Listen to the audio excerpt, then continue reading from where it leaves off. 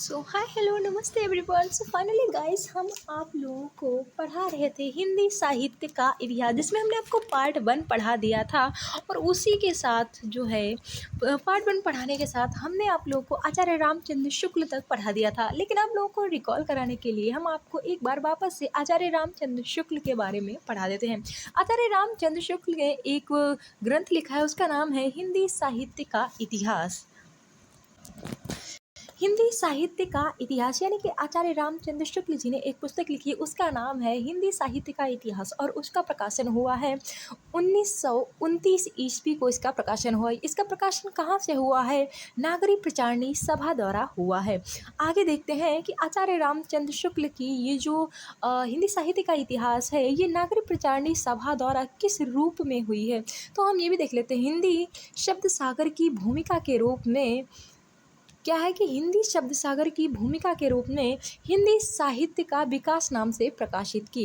यानी कि जो आचार्य रामचंद्र शुक्ल जी की पुस्तक है, उसका नाम है हिंदी साहित्य का इतिहास, उसे नागरिक प्रचारणी सभा ने जो है हिंदी शब्द सागर की भूमिका के रूप में हिंदी साहित्य का विकास नाम से प्रकाशित की है। आगे देखते हैं।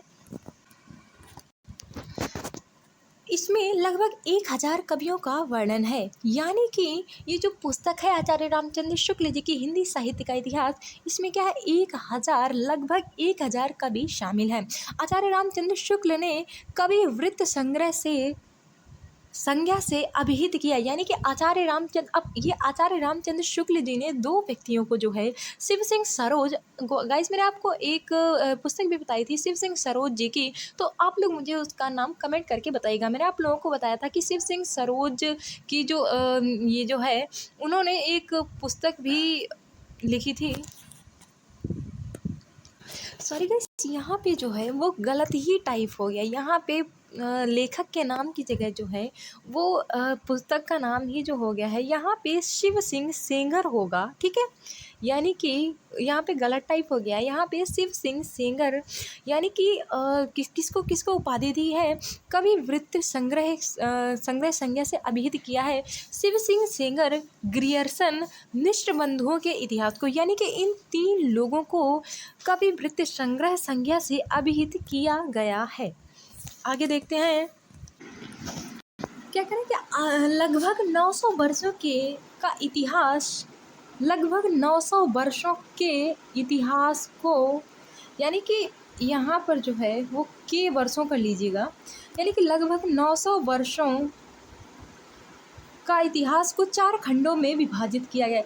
यानी कि आचार्य रामचंद्र शुक्ल जी की जो पुस्तक है उसमें क्या है, लगभग 900 वर्षों के इतिहास को 4 भागों में, 4 खंडों में विभाजित किया गया है। उसमें सबसे पहले है, उसके बाद में क्या कहा है कि भक्ति काल को 4 शाखाओं में विभाजित किया गया है। यानी कि देखो यहाँ पर जो चार कालखंड है, सबसे पहले होगा आदिकाल, फिर होगा भक्ति काल, ठीक है, आदिकाल, भक्ति काल, रीति काल और आधुनिक काल। ठीक है, यानी कि इन 4 कालों को जो है 900 वर्षों के इतिहास को, यानी कि इन्हीं 4 कालखंडों में विभाजित किया गया है। उसके बाद में कह रहा है कि इसी पुस्तक में जो है वो भक्ति काल को 4 शाखाओं में विभाजित किया गया है। सबसे पहले अब आप लोग यहाँ पे एक मैप देखिएगा, इसको थोड़ा सा जूम कर लेते हैं। अब यहाँ पर इन्होंने क्या कहा, सबसे पहले यहाँ पे आएगा भक्ति काल। भक्ति काल को इन्होंने 2 भागों में डिवाइड किया, एक हो जाएगा सगुण और एक हो जाएगा निर्गुण। ओके, यानी कि सगुण और निर्गुण। ठीक है, उसके बाद में इसकी भी 2 शाखाएं हो जाएंगी, एक हो जाएगी ज्ञानश्री और एक हो जाएगी प्रेमाश्री। इसकी भी 2 शाखाएं हो जाएंगी, एक हो जाएगी राम भक्ति शाखा और एक हो जाएगी कृष्ण भक्ति शाखा। ओके, तो कुछ यही एक मैप था। आगे देखते हैं कि आगे क्या है। ओके, आगे कह रहा है कि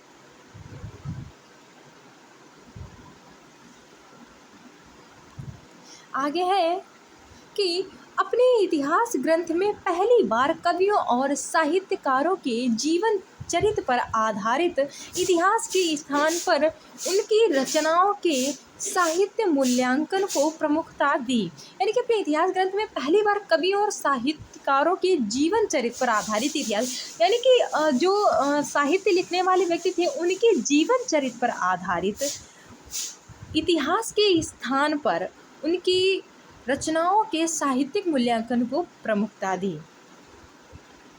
ओके, यानी कि जो पहली बार, यानी कि सबसे पहली बार इन्होंने क्या किया, साहित्यकारों के जीवन चरित्र यानी कि उनके जीवन से संबंधित उनके आधारित इतिहास के स्थान पर, यानी कि जीवन चरित्र पर आधारित इतिहास के स्थान पर उनकी रचनाओं के, यानी कि उन्होंने क्या किया, जीवन चरित्र के बारे में नहीं किया, लेकिन उनकी जो रचनाएं थीं उसके बारे में इन्होंने क्या किया, उसको मूल्यांकन किया और उसको क्या की, प्रमुखता दी। यानी कि जो उनकी रचनाएं थी उनको प्रमुखता दी, उनको जो है अपनी इन्होंने पुस्तक में जो है स्थान दिया, उसका वर्णन किया, उन कवियों की रचनाओं का वर्णन किया, ना कि उनके जीवन चरित्र से समझ के उनका जीवन क्या है, उनका जीवन कैसा रहा, उन्होंने ये सब नहीं, उन्होंने जो रचनाएं की उनके बारे में जो है उन्होंने ये सब लिखा है। आगे देखते हैं। अब बात आती है नागरी प्रचारणी सभा। अभी हमने आपको बताया था कि जो है नागरी प्रचारणी सभा के बारे में हमने अभी आपको कल की क्लास में बताया था कि जो नागरी प्रचारणी सभा है वो उसके जो संस्थापक हैं वो है श्याम सुंदर दास जी, ठीक है। और साथ ही में जो है राम नारायण मिश्र, शिव कुमार सिंह, ये भी जो है वो इसके 3 लेखक हैं, यानी कि 3 प्रमुख जो है वो संस्थापक हैं, ठीक है। इसके 3 प्रमुख संस्थापक हैं, श्याम सुंदर दास, राम नारायण मिश्र और शिव कुमार सिंह, ठीक है। यानी कि इन्होंने क्या किया, इन्होंने मिल करके नागरी प्रचारणी सभा की स्थापना की, लेकिन इसमें से भी सबसे प्रमुख जो है वो श्याम सुंदर दास जी हैं। ओके, श्याम सुंदर दास जी हैं। और इसकी स्थापना कहाँ हुई है, स्थान कहाँ है, यानी कि नागरी प्रचारणी सभा जो है वो कहाँ है, वो वाराणसी, काशी, उत्तर प्रदेश में है। और इसकी स्थापना कब हुई है, 16 जुलाई 1893 ईस्वी को इसकी जो है स्थापना हुई है। यानी कि देखो, नागरी प्रचारणी सभा की स्थापना कब हुई, 16 जुलाई 1893 को। किसने, इसके संस्थापक कौन है, श्याम सुंदर दास जी और राम नारायण मिश्र, शिव कुमार सिंह। ये स्थापना कहाँ हुई है, यानी कि नागरी प्रचारणी सभा की स्थापना कहाँ हुई है, काशी के उत्तर प्रदेश में हुई है। आगे देखते हैं कि देवनागरी, और ये क्यों हुई है, इसका एक उद्देश्य जो है, इसका एकमात्र उद्देश्य ये था कि जो हिंदी भाषा है हमारी, जो देवनागरी लिपि में लिखी जाती है, यानी कि देवनागरी लिपि का प्रचार प्रसार, यानी कि हिंदी भाषा जो हमारी देवनागरी लिपि में लिखी जाती है उसके प्रचार प्रसार के लिए हिंदी भाषा का विकास हो, हिंदी साहित्य का संरक्षण, संपादन एवं प्रकाशन, यानी कि हिंदी जो है हमारा उसका क्या हो, संरक्षण हो, संपादन हो और उसका क्या हो, प्रकाशन हो, वो बड़े स्तर पे जो है प्रचलित हो जाए, बड़े स्तर पर उसका लोग प्रयोग करें और जो है जन जन की ये हिंदी भाषा जो है वो बन जाए। इसीलिए जो है काशी नागरी प्रचारणी सभा की स्थापना की गई और इन्होंने हिंदी के जो है प्रचार प्रसार पर इन लोगों ने काम किया। आगे कि हिंदी को शिक्षा, प्रशासन और साहित्य की भाषा के रूप में, यानी कि हिंदी शिक्षा, यानी कि विद्यालयों में क्या किया जाए, हिंदी को पढ़ाया जाए। प्रशासन, यानी कि जो हमारे वर्तमान में जो कानून का है उसका हिस्सा बनाया जाए, यानी कि कानून जो है लोगों को हिंदी भाषा में दिया जाए और उसे ताकि उसे लोग जो है समझ सकें, उसका उपयोग कर सकें, ठीक है। साहित्य की भाषा, यानी कि जो रचनाएं हैं वो हिंदी भाषा में हो। आप लोगों ने देखा बहुत ही ज़्यादा जो है अदर लैंग्वेजेस फेमस, जैसे उर्दू हो गया, फारसी हो गया, ये सारी लैंग्वेज बहुत फेमस, उसमें साहित्य भी बहुत फेमस है। तो नागरिक प्रचारणी सभा का उद्देश्य था कि हमारी जो हिंदी भाषा है इसका भी क्या हो, प्रचार प्रसार हो, आगे के भाषा के रूप में सभी, यानी कि लोग क्या करें, जो है हिंदी भाषा का प्रयोग, बोलचाल में हिंदी भाषा का प्रयोग करें। आगे देखते हैं कि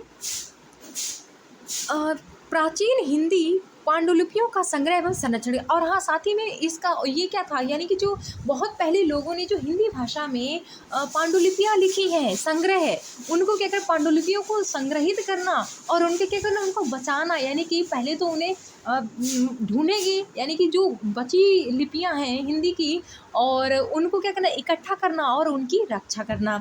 ठीक है। प्रमुख कार्य क्या था, हिंदी शब्द सागर जैसे प्रसिद्ध शब्दकोश का प्रकाशन, यानी कि हिंदी शब्द सागर जैसे प्रसिद्ध शब्दकोश का प्रकाशन, यानी कि जो रचनाएं हैं वो क्या है, वो हिंदी शब्द सागर जैसी जो रचनाएं हैं उनका क्या करना है, प्रकाशन करें, यानी कि हिंदी से लिखित जो रचनाएं हैं उनका प्रकाशन करना। नागरिक प्रचारणी पत्रिका का प्रकाशन, और साथ ही में क्या है, नागरिक प्रचारणी पत्रिका का भी प्रकाशन किया गया, जिसका एकमात्र उद्देश्य यह था कि हिंदी भाषा को आगे बढ़ाया जाए, हिंदी भाषा को जन जन की भाषा बनाया जाए, इसका प्रचार प्रसार बहुत। तो इसमें जो है बहुत बड़े बड़े विद्वानों के जो लेख होते थे उनको छापा जाता था, यानी कि एक तरीके से नागरिक प्रचारणी पत्रिका का भी प्रकाशन इसीलिए हुआ कि, यानी कि नागरिक प्रचारणी सभा ने अपनी एक पत्रिका निकाली, नागरिक प्रचारणी पत्रिका। उसमें बड़े बड़े लोगों के लेख होते थे, उसमें जो है लोगों की मतलब जो ये जो पत्रिका है उसमें लोगों के विचार को संग्रहित किया जाता और उनको क्या किया जाता था, प्रकाशन किया जाता था। हिंदी की दुर्लभ पांडुलिपियों का संग्रह और संपादन, यानी कि हिंदी की जो बहुत ही कम मात्रा में बची हैं, जिनका मिलना बहुत मुश्किल है, उनका क्या करना, उनको इकट्ठा करना और उनका संपादन, उनको प्रकाशित करना, यानी कि लोगों को जो है परिचित कराना, लोगों तक पहुंचाना।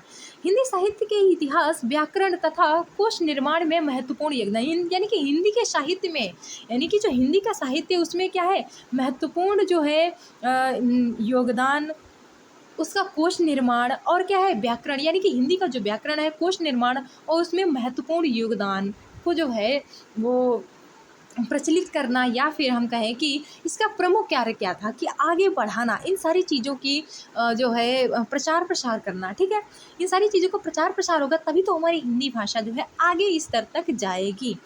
हिंदी भाषा एवं देवनागरी लिपि के प्रचार के लिए अनेक शोध कार्य किए कराए, यानी कि नागरिक प्रचारणी सभा ने क्या किया, हिंदी भाषा एवं देवनागरी लिपि के लिए अनेक शोध कार्य, यानी कि जो है इसकी भाषा का प्रचार प्रसार कराने के लिए अनेक शोध कार्य किए गए, यानी कि लोगों ने रिसर्च की कि जो देवनागरी लिपि है इसको किस तरीके से बढ़ाया जा सकता है, कैसे लोगों की ये भाषा बन सकती है, जन जन तक इसे पहुंचाया जा सकता है, ताकि अधिक से अधिक मात्रा में लोग हिंदी भाषा का प्रयोग कर सकें।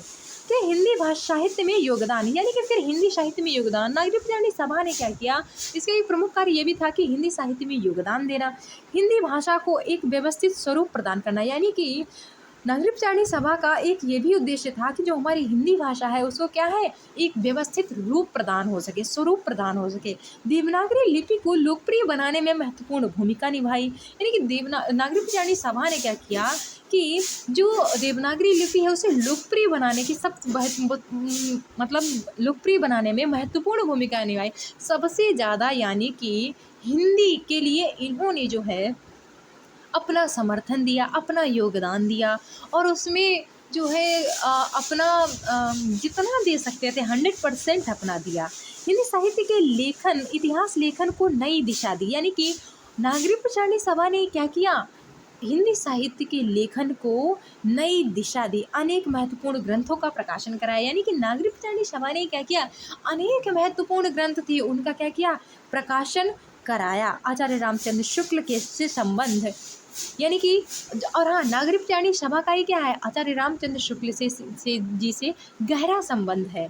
आचार्य रामचंद्र शुक्ल का प्रसिद्ध ग्रंथ हिंदी साहित्य का इतिहास 1929 में नागरिक प्रचारणी सभा द्वारा प्रकाशित हुआ, यानी कि जो अभी हमने आपको बताया था, जिसको नागरिक प्रचारणी सभा ने जो है हिंदी शब्द सागर की संपदा के रूप में जो है वो प्रकाशित किया है।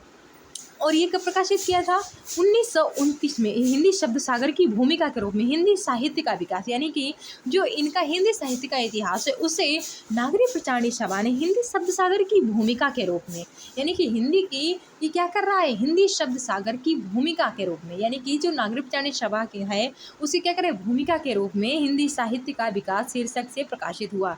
जो आचार्य रामचंद्र शुक्ल जी का ग्रंथ था वो जो है हिंदी साहित्य का विकास शीर्षक से प्रकाशित हुआ। चूंकि उनकी रचना का मूल नाम क्या है, हिंदी साहित्य का इतिहास, लेकिन नागरी प्रचारणी सभा ने जो है एक नया नागरी प्रचारणी सभा द्वारा ही जो है हिंदी साहित्य का बृहद इतिहास को क्या किया गया, 16 काल खंडों में विभक्त किया गया, जिसकी सूची इस प्रकार दी गई है। यानी कि नागरी प्रचारणी सभा है, उसने क्या किया, हिंदी साहित्य के बृहद इतिहास को 16 काल खंडों में जो है विभाजित किया है। इसमें सबसे पहले भाग है जिसका नाम है कि हिंदी साहित्य की पीठिका, और इसका मुख्य विषय क्या है, हिंदी साहित्य और भारतीय संस्कृति की पृष्ठभूमि। यानी कि जो पहला भाग है वो है हिंदी साहित्य की पीठिका, और उसका मुख्य विषय क्या था, यानी कि उद्देश्य क्या था उसका, जो हिंदी साहित्य और भारतीय संस्कृति की पीठिका, और इसको क्या किया है, इसके मुख्य संपादक कौन है, डॉक्टर राजबली पांडे। ओके, आगे देखते हैं हिंदी भाषा का विकास, यानी कि दूसरा भाग है हिंदी भाषा का विकास, और इसने क्या अपभ्रंश से लेकर के आधुनिक तक भाषाई विकास, यानी कि मुख्य विषय क्या था, अपभ्रंश से लेकर आधुनिक तक भाषा का भाषाई विकास। ठीक है, और इसके संपादक कौन है, डॉक्टर धीरेन्द्र वर्मा। आगे देखते हैं हम कि आदिकाल जो है, इसमें क्या है, आदिकाल में सिद्ध सामंत आता है, नाथ साहित्य आता है, जैन आता है, वीर गाथा। तो इसमें क्या है कि सिद्ध, नाथ और जैन वीर गाथा काल का आरंभिक साहित्य, और इसके संपादक जो है पंडित करुणापति त्रिपाठी और डॉक्टर वसुदेव सिंह। आगे देखते हैं नंबर 4 है कि भक्तिकाल, यानी कि जो भक्तिकाल है वो चौथा भाग कौन सा, देखो सबसे पहले क्या था, हिंदी की पीठिका, फिर दूसरा क्या था, हिंदी साहित्य था। ठीक है,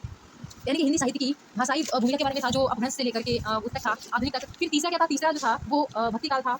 ठीक है, एक मिनट, सॉरी, भक्तिकाल आदिकाल था, तीसरा क्या था, आदिकाल था, और जो चौथा है वो क्या है, भक्तिकाल। सबसे पहले यानी कि हिंदी साहित्य की पीठिका, फिर हिंदी भाषा का विकास, फिर आदिकाल। यानी कि सबसे पहले पीठिका आएगी, फिर भाषा का विकास हो जाएगा, फिर आदिकाल आ जाएगा, और फिर क्या आएगा, फिर भक्तिकाल आएगा। ओके, यानी कि फिर भक्तिकाल आएगा। और इसमें भक्तिकाल में देखो निर्गुण में क्या थे, कबीर जी थे, और जो है प्रेमाश्रय में कौन से थे, जो जायसी थे, मलिक मोहम्मद जायसी जो है वो प्रेमाश्रय शाखा के हैं। ठीक है, और अन्य संत जो है वो ज्ञानाश्रय में आएंगे, और सूफी कवि जो है वो प्रेमाश्रय में आएंगे। ठीक है, और सूफी कवियों का काव्य है, यानी कि इसमें जो है देखो ये निर्गुण है, हमने आपको बताया था कि ज्ञानाश्रय शाखा और प्रेमाश्रय शाखा ये किसकी है, ये भक्तिकाल की निर्गुण काव्य धारा की जो है शाखा है। और उसी में हमने आपको बताया कि जायसी जो है वो निर्गुण के जो है ज्ञानाश्रय शाखा के हैं, प्रेमाश्रय शाखा के संत कबीर जी वो जायसी जी हैं, अन्य संत सूफी काव्य मतलब इन्होंने लिखा है। ठीक है, तो इस तरीके से इन्होंने जो है वो निर्गुण में काम किया है, और इसके जो वो है वो परशुराम चतुर्वेदी जी हैं। इसके संपादक कौन है, परशुराम चतुर्वेदी जी हैं। फिर जो है भक्तिकाल, अब भक्तिकाल आ जाएगा, भक्तिकाल की सगुण में क्या है, कृष्ण भक्ति शाखा और राम भक्ति शाखा है। तो कृष्ण के बारे में जो है सूरदास जी ने बृहद जो है विस्तृत अध्ययन किया है, और जो रचनाएं भी की हैं। और जो है तुलसीदास ने जो राम साहित्य पे, यानी कि ये जो है राम भक्त है, तो तुलसीदास जी ने जो है राम जी पे जो है रचनाएं की हैं, ज्यादातर राम जी के उससे जीवन से संबंधित रचनाएं ही लिखी हैं।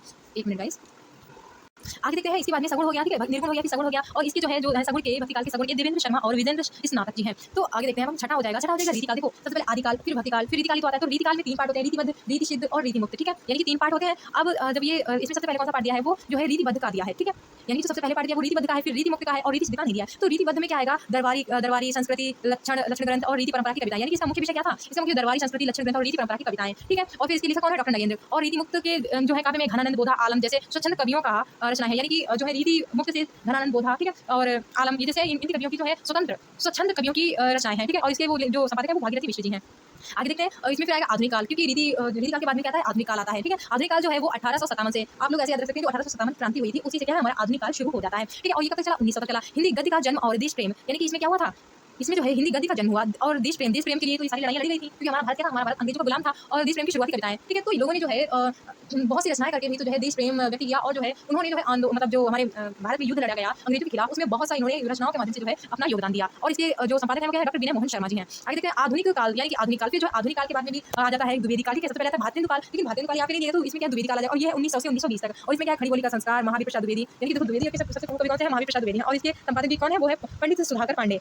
आगे क्या है, आधुनिक काल का छायावाद। अब देखो द्विवेदी के बाद आता है छायावाद। छायावाद में क्या है, जयशंकर प्रसाद पंत जी हैं, यानी कि जो पंत जी हैं, और निराला, सूर्यकांत त्रिपाठी निराला, और ये जो पंत जी हैं वो है सुमित्रा नंदन पंत और महादेवी वर्मा। ये जो है वो आधुनिक की मीरा भी कही जाती हैं, और महादेवी वर्मा जी हैं जो छायावाद की सबसे जो है महत्वपूर्ण लेखिका में से आती हैं, और इसका भी क्या डॉक्टर नगेंद्र जी ने जो है संपादन किया है। आगे देखते हैं आधुनिक काल का छायावादोत्तर काल, यानी कि छायावाद के बाद का काल। ठीक है, छायावादोत्तर, तो ये है 1940 के बाद में। देखो सबसे पहले क्या था, जो द्विवेदी था वो 1900 से 1920 तक था, फिर छायावाद आ गया, छायावाद 1920 साल, ये 40 साल हो गया, फिर क्या 20 तक ये वाला, अब फिर 20 के बाद में ये जितना भी छायावाद के बाद का काल है वो सब क्या है 1940 के बाद आता है। ठीक है, और इसमें क्या था, प्रगतिवाद, प्रयोगवाद और नवयुग, यानी कि आपको जो 3 पार्ट दिखाई देते हैं उसमें छायावादोत्तर को छायावाद के बाद 3 पार्ट आपको दिखाई देते हैं, प्रगतिकाल, प्रयोगवाद और नई कविता। तो ये क्या है, ये छायावादोत्तर के ही जो है वो भाग हैं। ठीक है, अगर हम एक में ही देखें तो हम कहेंगे छायावादोत्तर, ठीक है, और अगर अलग अलग देखें तो हम कहेंगे प्रगतिवाद कहेंगे, प्रयोगवाद कहेंगे, और नई कविता। ठीक है, नई कविता का दौर, यानी कि नई कविता भी आता है। और इसके बाद में क्या है, इसमें जो संपादक है वो डॉक्टर अज्ञेय सच्चिदानंद हीरानंद वात्स्यायन, यानी कि इनका जो है वो क्या है, इनका ओरिजिनल नाम जो है सच्चिदानंद हीरानंद वात्स्यायन ही है, लेकिन इनका जो उपनाम है वो क्या है, अज्ञेय, इसलिए इन्हें क्या कह देते हैं, शॉर्ट फॉर्म में डॉक्टर अज्ञेय कह देते हैं। अब इसके बाद में आता है कथा साहित्य। अब कथा साहित्य जो है वो हिंदी उपन्यासों और कहानियों का उद्भव एवं विकास, यानी कि अब इसका मुख्य विषय क्या था कि कथा साहित्य का हिंदी उपन्यास और कहानियों का उद्भव और विकास, और इसके क्या था, डॉक्टर अनंत गोपाल शेवड़े, इन्होंने जो है वो किया है, मतलब संपादन किया है। अब भाग 13 आ जाता है। भाग 13 में क्या है कि समालोचना, निबंध और अन्य गद्य, यानी कि अब तक क्या था, समालोचना है, लोगों ने समीक्षाएं करना शुरू कर दिया था, लोगों ने प्रतिक्रियाएं करना शुरू कर दिया था, निबंध और अन्य गद्य विधाएं, यानी कि निबंध बहुत ज्यादा फेमस हो गए थे। ठीक है, तो इसमें आलोचना, निबंध, नाटक, जीवनी, रेखाचित्र का इतिहास, इसका मुख्य विषय क्या था कि आलोचना, निबंध, नाटक, जीवनी, रेखाचित्र, इतिहास, और इसके जो संपादक है वो डॉक्टर लक्ष्मी नारायण सुधांशु जी हैं। आगे चलिए, अद्यतन काल यानी कि ये 14वां खंड आ गया, ठीक है। अद्यतन काल 1960 ईस्वी तक। अभी तक हमने देखा था, यानी कि 20 साल क्या चला। देखो 20 साल में कितनी चीजें आई। देखो सबसे पहले आया छायावादोत्तर में प्रगतिवाद प्रयोगवाद, ठीक है। यानी कि देखो छायावादोत्तर में यहाँ पे आया था ना, छायावादोत्तर में प्रगतिवाद प्रयोगवाद और नई कविता। फिर उसके बाद में क्या आया, उसके बाद में कथा साहित्य आया, फिर समालोचना निबंध एवं अन्य कविता। इसमें क्या है, यानी कि 20 सालों में 6 चीजें चली, ठीक है। और फिर उसके बाद में 1940 के बाद में 1960 ईस्वी तक, यानी कि देखो 1940 ईस्वी तक ये सब चला, कथा साहित्य, समालोचना, प्रगति प्रयोग, नई कविता, ये सारा कुछ चला, ठीक है। फिर उसके बाद 20 साल के बाद में ये शुरू हो गया। इसमें क्या समकालीन साहित्य, नई विधाएं और आधुनिक प्रवृत्तियां, ठीक है। उसके 1960 के बाद में 60 तक जो है, 40 के बाद में ये सब था, ठीक है। नहीं सॉरी, मैंने क्या बताया कि 1940 से वो शुरू हो गया था। देखिए यहाँ पे 1940 के बाद से ये सब शुरू हो गया था, लेकिन 60 तक यानी कि 40 से 20 साल तक ही देखो नई प्रगतिवाद प्रयोगवाद, नई कविता, कथा साहित्य, समालोचना और अद्यतन काल, ये सब क्या है, ये सब पूरे 20 साल चला, ठीक है। ये सब तक चला, यानी ईस्वी तक ही चला, इसके बाद नहीं चला, ठीक है। इसमें क्या था, इसमें मुख्य विषय क्या था, समकालीन साहित्य, नई विधाएं और आधुनिक प्रवृत्तियां, यानी कि इतना इन सबका मुख्य विषय ये था। और इसके जो लेखक संपादक हैं वो कौन है, डॉक्टर हरवंश लाल शर्मा और डॉक्टर कैलाश चंद्र भाटिया। इसके संपादक हैं डॉक्टर हरवंश लाल और कैलाश चंद्र भाटिया, ठीक है। तो इसके बाद में क्या है, आंतर भारतीय हिंदी साहित्य, यानी कि आंतर भारतीय हिंदी साहित्य। अब आंतर भारतीय जो है, भारतीय हिंदी साहित्य जो है, इसका मुख्य विषय क्या था, ये इसका भारत का नाम है। और इसका मुख्य विषय भारत के गैर हिंदी राज्यों जैसे दक्षिण भारत में रचा गया हिंदी साहित्य, यानी कि भारत के गैर दक्षिण भारत में। अब जैसे हमारे इंडिया में, अब ये क्या रहेगा हमारा, ये इंडिया का हमारा सेंटर है, ठीक है। और इधर जो है, इधर क्या है, इधर नॉर्थ है। अब बात कर रहा है दक्षिण की, यानी कि इस तरफ की ये बात कर रहा है। अब इस तरफ की बात कर रहा है कि इस तरफ राज्यों में जो रचा गया साहित्य था उसका जो है मतलब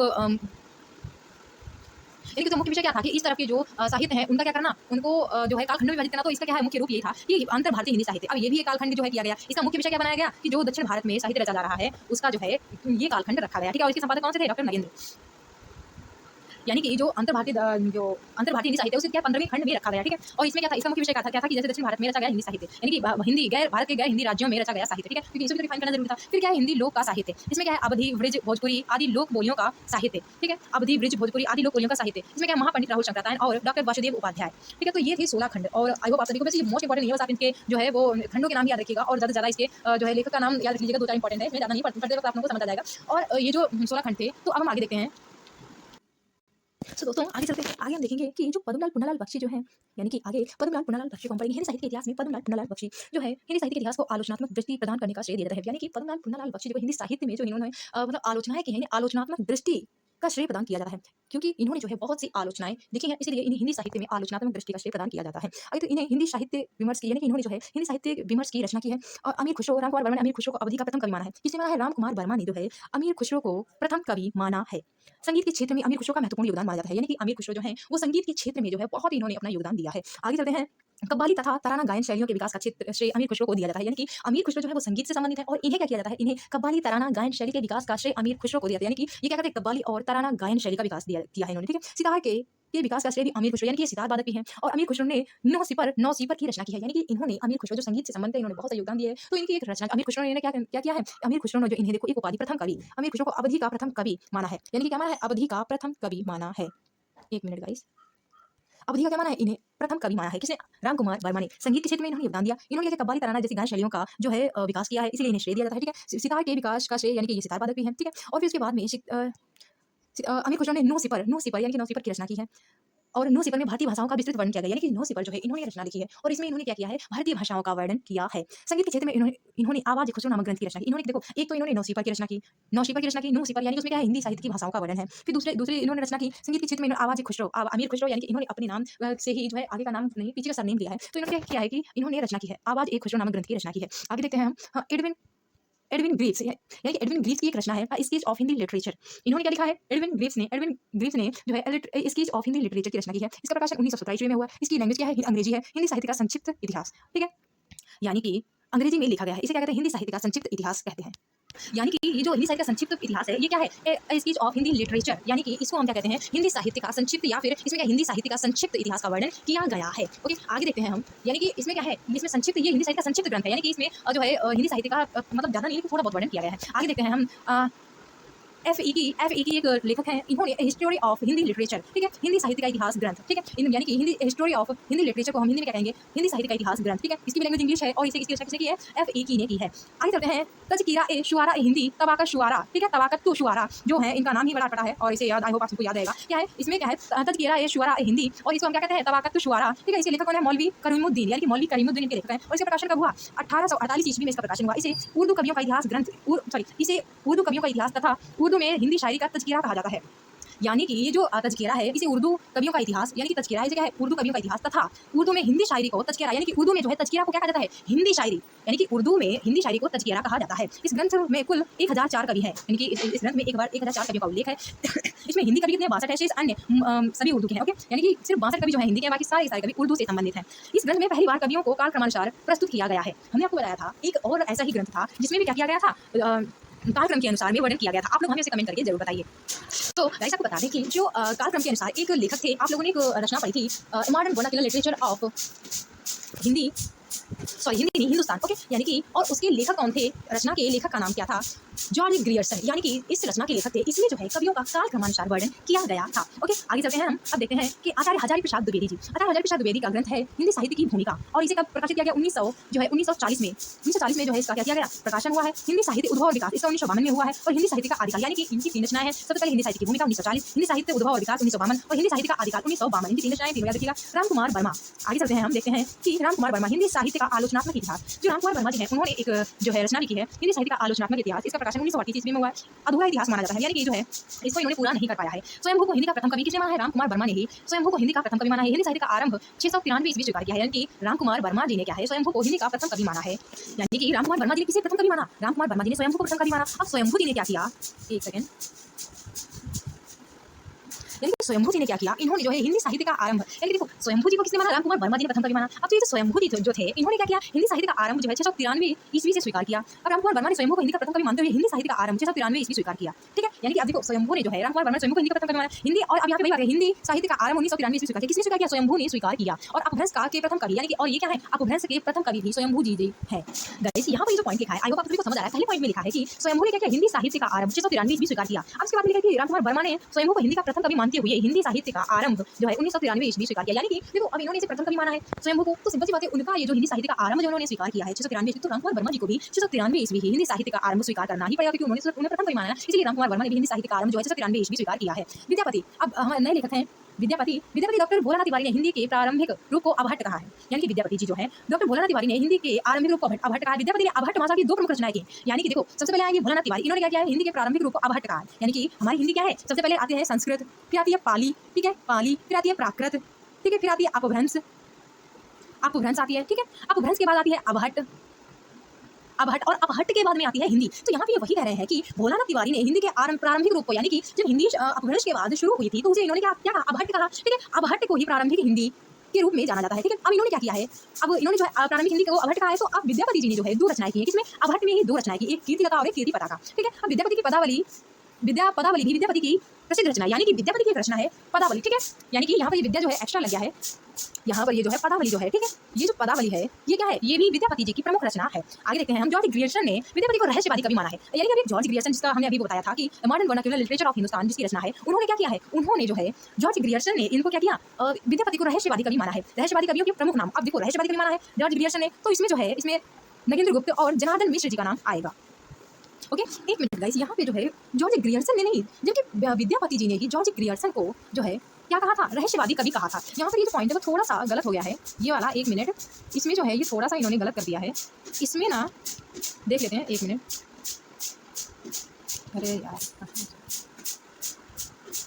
यहाँ पे ये पॉइंट होना चाहिए था कि विद्यापति की रचनाएं कौन कौन सी हैं। देखो एक तो है पदावली, ठीक है, दूसरी है कीर्ति पताका, एक है कीर्तिलता, ठीक है, तो ये इनकी क्या है, ये इनकी रचनाएं हैं। लेकिन जो है विद्यापति जी ने ही क्या किया था, रहस्यवादी कवि जो है जॉर्ज ग्रियर्सन को, नगेंद्र गुप्त को और जनार्दन जी को किसने कहा था, जो है वो विद्यापति जी ने ही इन लोगों को जो क्या है, इन लोगों को क्या कहा है, विद्यापति जी ने इन लोगों को रहस्यवादी कवि कहा था, ना कि जॉर्ज ग्रियर्सन ने विद्यापति को रहस्यवादी कहा था। ठीक है, यानी कि जो है भोलानाथ तिवारी ने जो है हिंदी को आरंभिक जो है अभट्ट माना है, यानी आरंभिक हिंदी को अभट्ट, भोलानाथ शंकर जी ने, सॉरी यहाँ पे शंकर होगा, भोलानाथ तिवारी नहीं होगा, यहाँ पे शंकर होगा, और तो व्यास ने जो है हिंदी के प्रारंभिक रूप को अभट्ट कहा है। लेकिन जो है अब अभट्ट से 2 रचना किसने की, विद्यापति जी ने की, कीर्ति पताका और कीर्तिलता, और एक रचना है इनकी जो अभट्ट में नहीं है, पदावली में इनकी रचना। और फिर क्या किया कि विद्यापति जी ने ही जो है रहस्यवादी कवि जॉर्ज ग्रियर्सन और नगेंद्र नाथ गुप्त को और साथ में जनार्दन मिश्र को कहा है। यानी कि इन्होंने 3 कवियों को जो है वो क्या कहा है, इन्होंने 3 कवियों को रहस्यवादी कवि कहा, किसने, विद्यापति जी ने कहा था। ओके, तो ये पॉइंट क्लियर हो गया होगा आई होप।